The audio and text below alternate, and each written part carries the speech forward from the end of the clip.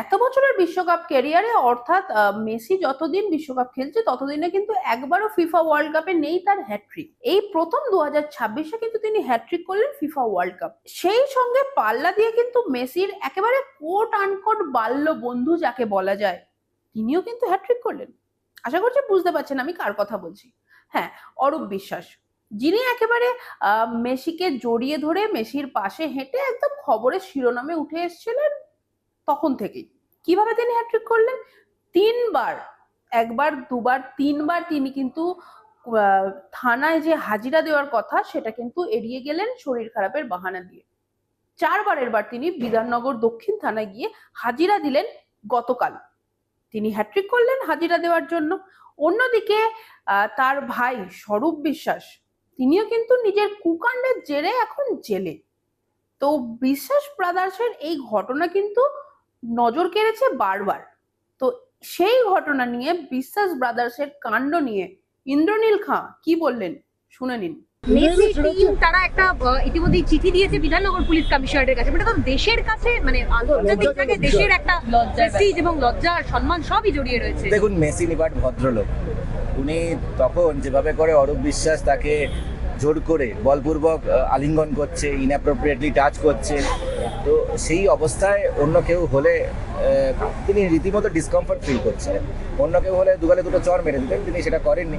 তিনি নিজের কুলটা মেনটেন করেছিলেন এবং খুব ধৈর্যের সাথে তিনি সাইলেন্টলি প্রোটেস্ট করে মাঠ ছেড়ে চলে গেছিলেন। সেটা আমাদের পশ্চিমবঙ্গবাসীর কাছে সত্যি খুব এক লজ্জাজনক কথা। অরূপ বিশ্বাস এখনো বলছেন সত্যের জয় হবে, গতকালকেই উনি বলেছেন। সত্যেরই তো জয় হয়েছে, এবার নির্বাচনে সত্যেরই জয় হয়েছে, পশ্চিমবঙ্গের মানুষেরই জয় হয়েছে এবং আগামী দিনেও সত্যেরই জয় হবে।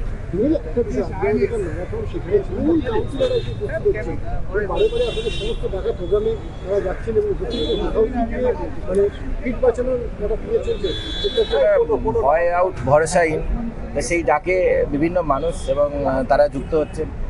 শরীরে যোগ করা খুব ভালো, শরীরের পক্ষে। দীর্ঘদিন ধরে তৃণমূল কাউন্সিলররা, তৃণমূলের অনেক নেতারা যোগটোগ করতে পারেনি।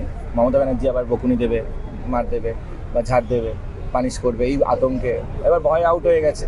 তাই এই জন্য এখন যোগব্যায়াম করছে, সেটা ভালো ওনাদের শারীরিক এবং মানসিক সুস্থতার জন্য। এবং যেভাবে মানুষের ক্ষোভ বিক্ষোভ হচ্ছে, সেখানে শারীরিক এবং মানসিক সুস্থতা দুটোই খুব জরুরি আছে। Thank you. অরূপ বিশ্বাস না, অরূপ বিশ্বাসের সাথে স্বরূপ বিশ্বাসে দেখা যাচ্ছে নারী নির্যাতন, মেয়েদের ভয় দেখানো, অভিনেতা অভিনেত্রীদের ভয় দেখানো। গতকাল আদালতে জানিয়েছে অভিযোগকারীর আইন। শুধু তাই নয়, কাজ পেতে গেলে টাকা দিতে হবে, এমনটাও অভিযোগ গতকালকে সরকারি আইনজীবী করেছেন। মানে পুরো যেভাবে সিন্ডিকেট চালিয়েছিল, যেভাবে তোলাবাজি করছিল, এবং আমরা বিভিন্ন সময় এরকম শুনেছি বিভিন্ন অভিনেত্রীদের থেকে, এবং অনেকে মুখ খুলতে পারেনি।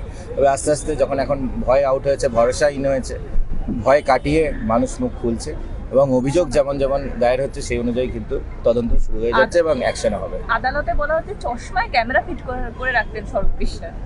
হ্যাঁ, সত্যি এত মানে যদি এত এফার্ট, এত খাটনি যদি পশ্চিমবঙ্গের উন্নয়নের জন্য দিতেন, তাহলে আমার মনে হয় আজকে পশ্চিমবঙ্গ সত্যি মানে আমাদের ছেলেমেয়েদেরকে পরিযায়ী হতে হতো না।